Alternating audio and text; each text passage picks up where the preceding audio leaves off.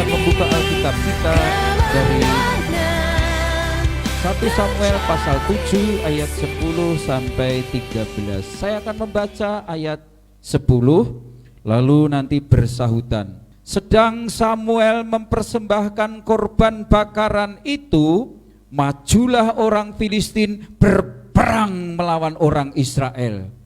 Tetapi pada hari itu Tuhan mengguntur dengan bunyi yang hebat ke atas orang Filistin dan mengacaukan mereka sehingga mereka terpukul kalah oleh orang Israel.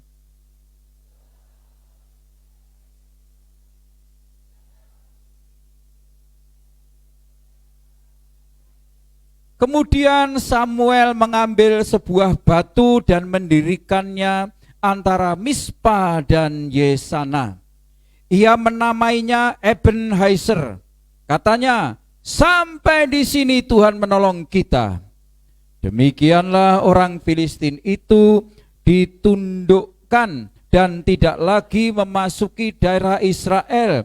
Tangan Tuhan melawan orang Filistin seumur hidup Samuel. Silahkan duduk. Ebenezer. Di Kupang ini ada beberapa nama orang Ebenezer, sering dipanggil Pak Eben. Ada beberapa nama gereja Ebenezer. Ya. Siapa tahu di antara kita hanya mengenal nama itu, tapi tidak ngerti artinya. Atau seandainya ngerti dipaksa artinya, sekarang Google itu kan mudah toh, ketik aja arti nama Ebenezer, tahu. Siapa tahu ngerti artinya, tapi tidak mengerti maknanya, latar belakangnya. Tapi saya ingin memberikan pemahaman rohani, pelajaran rohani di balik kata Ebenezer. Saya ingin mengajak kita melihat latar belakang dulu. Kenapa muncul kata itu?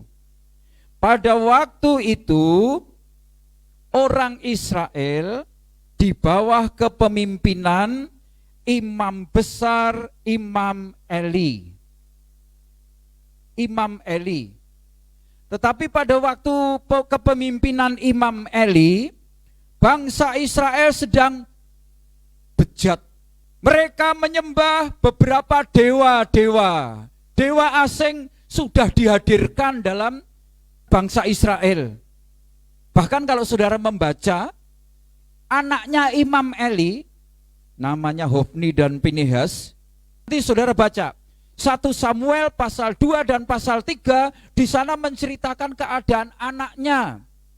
Bagaimana ada orang korban, lalu anaknya itu sudah mengambil dulu. Mana korbannya, mana yang daging yang empuk, mengandung lemak, ambil dulu. Bahkan kalau ada perempuan-perempuan, dihampiri dulu. Ini saking bejatnya.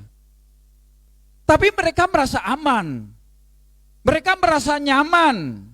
Karena ada tabut. Tabut. Tabut itu sejenis peti yang dibuat dari kayu penaga, bahasa Latinnya itu kayu akasia, dilapisi dengan emas, dan di dalamnya ada 10 hukum Tuhan yang terdiri dari 2 batu, loh batu, dimasukkan ke situ, dan tabut ini melambangkan kehadiran Allah.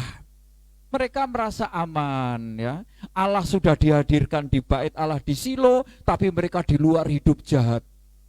Tiba-tiba satu bangsa yang bernama bangsa Filistin menantang mereka, mengancam mereka. Ada raja-raja mengancam mereka. Nah, mereka sudah mulai nyalinya takut. Mereka berperang. Baca pasal 4 ayat 2. 1 Samuel pasal 4 ayat 2. Orang Filistin mengatur barisan berhadapan dengan orang Israel. Ketika pertempuran menghebat, terpukullah, kalah orang Israel oleh orang Filistin, menewaskan kira-kira 4.000. Ya, mereka mengira Tuhan bisa dikelabui dengan ritual, dengan imam, dengan bait Allah, dengan tabut. tapi hidup mereka melawan Tuhan. Saudara, saya mau bilang dari mimbar ini, Tuhan tidak bisa dikelabui dengan tanda-tanda fisik. Dibaptis, aktif dalam gereja tertentu, dalam jabatan-jabatan tertentu. Tuhan tidak bisa dikelabui dengan ornamen-ornamen jabatan itu, tetapi hidup kita bebas meninggalkan Tuhan. Tidak. Akhirnya mereka perhatikan, perang, tapi apa? Kalah. Berapa orang yang mati? 4.000. Padahal dalam Alkitab, dengan satu orang Daud disertai dengan Tuhan mengalahkan Goliat, Filistin kalah. Tapi tanpa Tuhan, beribu-ribu orang tewas. Lalu mereka tidak mau bertobat. Mereka tidak mau introspeksi. Mereka tidak mau membenahi diri. Perang lagi. Baca pasal 4 ayat 10. Perang lagi.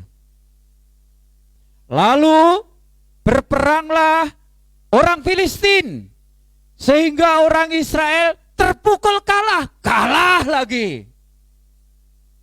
Kalah lagi. Saudara, kalau hidupmu banyak masalah, masalah ini tidak selesai, masalah ini tidak selesai, masalah ini tidak selesai, mungkin karena orang lain, mungkin juga karena saudara kurang beruntung. Tapi tunggu, kalau bertubi, saudara kalah, sebaiknya tidak usah nyalahkan orang lain. Berhenti, introspeksi, barangkali ada sesuatu hubungan yang dengan Tuhan perlu dibenahi. Perhatikan, kalah lagi. Kalah yang pertama berapa ribu orang yang mati? 4.000 sekarang, baca baik-baik. Lalu berperanglah orang Filistin, sehingga orang-orang Israel terpukul kalah. Mereka melarikan diri masing-masing ke kemahnya. Amatlah apa? Besar kekalahan itu. Dari pihak Israel gugur berapa? Yang pertama gugur berapa? 4.000, sekarang 30. Saudara, 4.000 itu banyak loh. Apalagi populasi manusia belum sebanyak ini. Dalam satu peristiwa, populasi manusia belum banyak, 4.000 meninggal. Sekarang berapa? 30.000. Bahkan saudara, kalau saudara membaca peperangan pertama tanpa tabut, tapi peperangan kedua lalu tabut diikutkan. Pikul tabut, tapi akhirnya kalah juga. Bukan hanya kalah, anaknya Imam Ali dua-duanya mati. Nah, kalau sudah begini, sudah jangan lanjutkan hidup tanpa Tuhan. Walaupun punya simbol-simbol agama, walaupun punya atribut agama, punya kegiatan agama, punya masa lalu tentang keagamaan, dalam hidup ini menjalankan ini tidak butuh itu. Yang butuh itu adalah kita tenang sebentar, kita nikmati persekutuan dengan Tuhan untuk melanjutkannya. Dari 1 Samuel pasal 1 sampai 2 itu menceritakan tentang kehidupan Imam Eli. Tetapi begitu muncul pasal 3, muncullah seorang anak dari Hana, Elkana, muncullah seorang Samuel, tinggal di tempat Imam Eli, dan ini menjadi nabi. Pada waktu dia menjadi nabi, lalu dia mengajak semua bertobat. Pasal 7 ayat 3, sama-sama, 1, 2, 3. Lalu berkatalah Samuel kepada seluruh kaum Israel demikian, jika kamu berbalik kepada Tuhan dengan segenap hati, maka jauhkanlah para allah asing dan para asitoret dari tengah-tengahmu, dan tunjukkan hatimu kepada Tuhan, beribadalah hanya kepadanya, maka ia akan melepaskan kamu dari tangan orang Filistin. Saya harap saudara tidak bosan mendengar khotbah dari mimbar ini. Ujung-ujungnya hanya kita kembali kepada Tuhan. Ujung-ujungnya hanya mengajak kita supaya kita berbalik, bertobat, memperbarui hidup dengan Tuhan. Tidak ada gunanya bait Allah kita andalkan, imam kita andalkan, ratusan rakyat kita andalkan, tabut kita andalkan, kalau kita tidak berbalik kepada Tuhan. Saya percaya di antara kita pernah jatuh, mungkin sakit, mungkin ditipu, atau mungkin juga kita meninggalkan Tuhan, mengkhianati Tuhan, melawan Tuhan, dan kita kalah. Lalu kita belajar strategi, kita tanya sana sini, lalu kita minta doa kepada hamba-hamba Tuhan, lalu kita menggunakan jasa-jasa atribut keagamaan. Stop, berhenti saja, berbalik kepada Tuhan. Berbalik. Kalau kita berbalik kepada Tuhan, Tuhan akan melepaskan kita. Luar biasa. Ebenezer. Sebelum peristiwa Ebenezer itu datang, yang pertama, mari kita berbalik kepada Tuhan. Yang kedua, mari kita lihat pasal 7 ayat 10. Sedang Samuel mempersembahkan korban bakaran,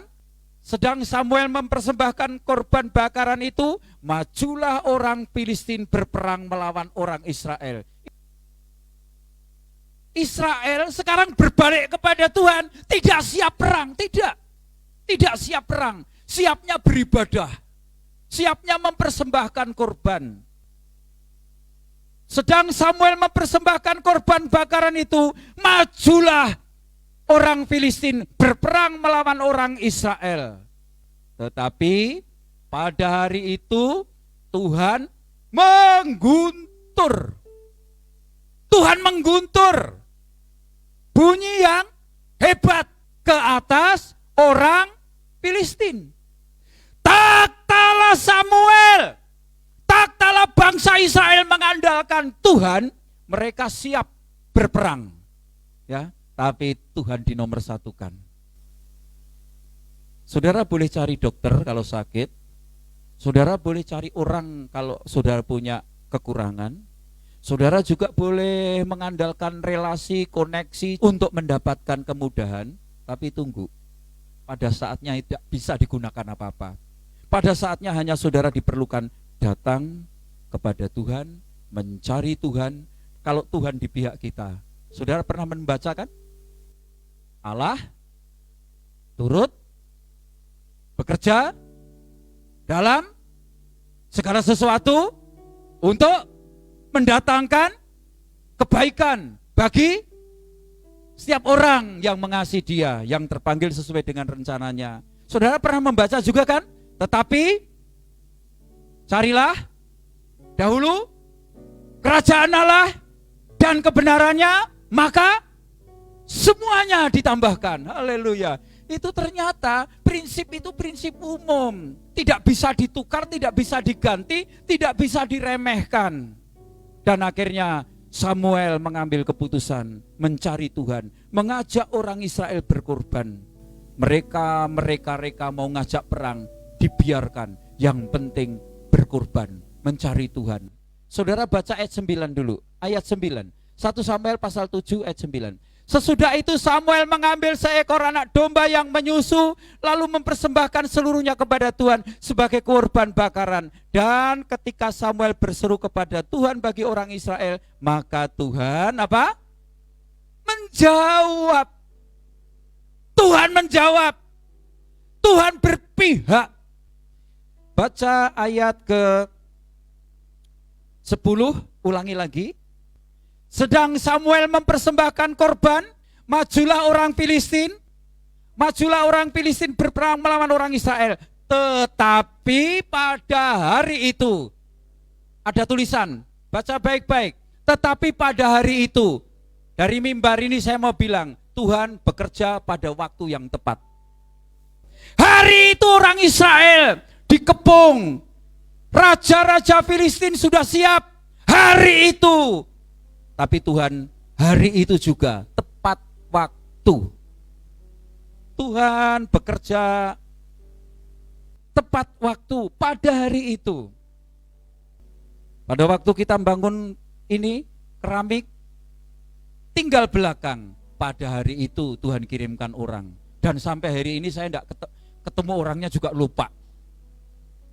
Ketemu orangnya lupa. Tapi Tuhan kirimkan. Betul. Biaya untuk menutup belakang. Pada waktu kita membangun gedung TK, semua sudah selesai, belum listrik belum ada. Pada hari itu Tuhan kirimkan orang pembayar listrik, memasang listrik. Sampai hari ini orangnya tidak pernah ketemu kita lagi. Dan saudara pun tidak tahu. Dan belum pernah masuk gereja tempat ini. Berhentilah untuk mengandalkan kekuatan manusia, cara-cara manusia, simbol-simbol agama, atribut-atribut agama, jasa-jasa keagamaan, tapi andalkanlah Tuhan.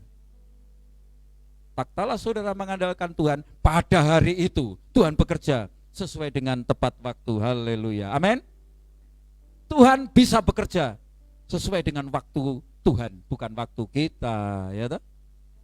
Saya kadang-kadang bertanya, Lazarus sakit, Tuhan diberitahu saudaramu sakit, tapi Tuhan membiarkan 2 hari, kemudian 2 hari perjalanan, jadi sampai di Betania sudah 4 hari, dan Lazarus sudah menjadi mayat, berbau.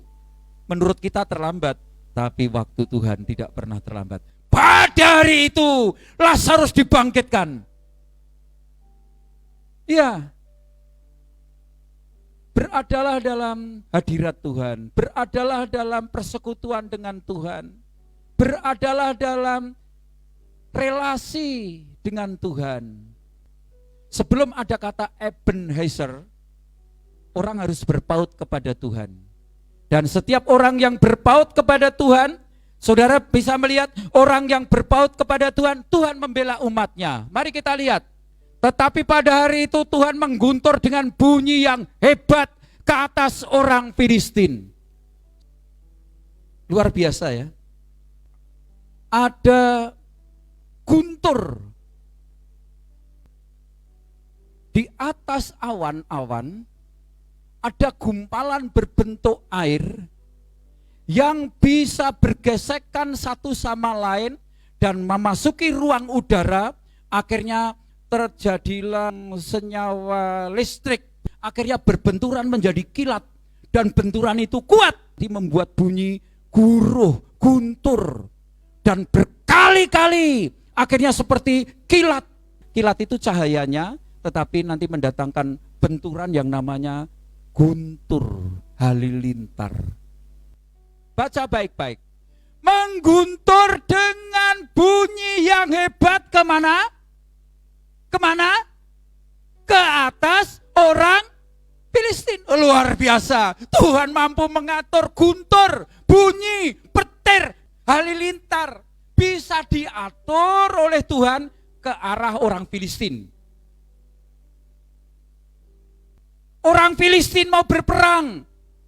Mereka siap perang. Orang Israel siap berdoa. Orang Israel siap berrekonsiliasi, menyembah, mencari, menyerahkan hidup kepada Tuhan. Dan tak kala mereka menemukan Tuhan, mencari Tuhan, menyenangkan hati Tuhan, Tuhan membackup. Halilintar di tangan dia diubah ke arah mana? Ke atas orang Filistin. Ya, kilat di tangan Tuhan bisa dijadikan baik, tetapi juga di tangan musuh dijadikan untuk mengacaukan. Akhirnya orang Israel aman, nyaman, tetapi orang Filistin kacau. Bapak, mama, saudara, saya ulangi lagi. Tak kala orang Israel jauh dengan Tuhan, walaupun punya rumah Tuhan, walaupun punya tabut Tuhan, walaupun punya hamba Tuhan, tapi mereka jauh dengan Tuhan. Mereka hidup kalah. Dengan menggunakan usaha tetap kalah dan kalah terus. Tapi begitu mereka bertobat, berbalik kepada Tuhan, bangkitlah Samuel. Mereka sudah disarankan, ayo kembali hubungan dengan Tuhan, ayo mengandalkan Tuhan. Dan akhirnya Tuhan membackup. Musuh tetap musuh, jumlahnya lebih banyak, mereka lebih siap, tapi Tuhan kita terlalu dahsyat. Dan akhirnya apa yang terjadi? Mari kita lihat ayat ke-10. Mereka terpukul, kalah oleh orang Israel. Kalah. Ayat 11. Yuk baca. Keluarlah orang-orang Israel dari Mispa, mengejar orang Filistin itu dan memukul mereka kalah sampai hilir Betkar. Mereka dihancurkan oleh halilintar, mereka dihancurkan oleh guntur, lalu mereka lari ketakutan. Orang Israel harus berperang melawan mereka, tapi Tuhan lebih dahulu. Di sini ada pembelajaran untuk kita. Memang Tuhan bekerja, tapi Tuhan tidak ingin kita pasif, kita harus aktif. Tuhan akan memberkati, Tuhan akan memberikan kemenangan, tapi bukan berarti kita harus duduk diam menonton, kita harus menjadi pemain. Kita harus berpartisipasi. Tuhan menghajar Filistin, tapi orang Israel juga harus ikut berperang, mengejar orang Filistin dan memukul mereka kalah sampai hilir Betkar. Akhirnya orang Filistin lari dan orang Israel mengejar. Dari mimbar ini saya ingin ingatkan, mari kita proaktif. Mari kita berpartisipasi. Mari kita menggunakan apa yang ada pada kita. Tuhan bekerja, tapi kita juga ikut. Saya ingat pesta perkawinan Kana kurang anggur. Maria berkata, mereka kehabisan anggur. Tapi Tuhan Yesus tidak mendatangkan air dari langit, tidak. Tuhan Yesus mengatakan, isilah tempayan dengan air. Artinya apa? Kita harus aktif. Kita harus aktif. Tuhan membackup orang-orang yang mengasihi Dia, tetapi orang itu juga harus aktif. Yang belum dapat kerjaan, pikirkan pekerjaan apa. Tapi jangan andalkan kamu, jangan andalkan relasi, jangan andalkan potensi. Andalkanlah Tuhan. Tapi bukan berarti pasif, tetap aktif. Jangan hanya jadi penonton, jangan hanya jadi pendoa. Kita aktif, kita aktif. Pada waktu Lazarus mati, dikubur 4 hari, Tuhan Yesus tidak dari jauh lalu mengatakan kubur terbuka. Tidak. Baca Alkitab Yohanes 11, saudara akan menemukan Tuhan Yesus berkata begini, angkat batu itu, gulingkan batu itu. Artinya kita aktif. Setelah menggulingkan batu, Tuhan Yesus bilang, Lazarus keluarlah. Jadi di sini ada proaktif, ada kerjasama. Kita bukan benda dan kita bukan mesin yang diprogram. Kita adalah orang yang serupa dengan gambar Allah. Kita harus aktif. Pulang dari tempat ini coba pikirkan. Saya harus berbalik kepada Tuhan. Saya harus menyerahkan hidup saya kepada Tuhan. Tapi juga saya harus menggunakan apa yang saya punyai. Aktif, umatnya harus aktif. Dan ayat 12, kemudian Samuel mengambil sebuah batu dan mendirikan antara Mispa dan Yesana. Ia menamainya, batu itu diberi nama apa? Ebenezer. Artinya sampai di sini Tuhan menolong kita. Setelah orang Filistin lari, kalah, dibunuh, lalu Samuel, ternyata yang mengalahkan Filistin bukan aku, bukan kamu, bukan tabut, bukan imam, bukan jasa-jasa kita, tapi yang mengalahkan Filistin itu Tuhan. Kita harus berbalik, kita harus menyerahkan hidup pada Tuhan, kita harus proaktif, dan Tuhan yang bekerja. Lalu Samuel mengambil batu. Diambil batu yang bentuknya agak panjang, tinggi panjang, lalu ditancapkan di perbatasan Mispa dan Yesana. Ditaruh di situ supaya kalau orang lewat tanya, ini batu apa? Eben, dari bahasa Ibrani Even, itu batu. Penolong itu Ezer. Ebenezer, batu penolong. Lalu batu itu ditancapkan di situ supaya orang lewat tanya, ini apa? Ebenezer, batu penolong. Kenapa batu penolong? Di tempat ini Tuhan pernah menolong. Saya kira setiap orang punya pengalaman, tetapi mari kita tancapkan batu itu supaya orang lewat melihat. Artinya apa? Marilah kita menjadikan satu kesaksian supaya kalau orang lewat itu ngerti, ya. Kita tidak usah membawa batu, tidak usah menancapkan batu, tapi hidup kita ini supaya dibaca orang, lalu orang mengerti. Supaya orang melewati saudara, saudara menjadi Ebenezer. Tuhan menolong saudara bukan untuk diri kita, tapi orang lain supaya bisa melihat, membaca, dan diberkati. Supaya orang lain lewat, lalu berhenti, lalu mengagumi Tuhan, bukan mengagumi batu. Tapi akhirnya bertanya, siapa yang membuat batu? Kenapa ada batu? Tuhan penolong. Saudara, marilah dalam hidup kita, kalau Tuhan menolong kita, jangan untuk kita sendiri. Kita saksikan kepada orang lain, ya. Kalau dulu pernah kalah,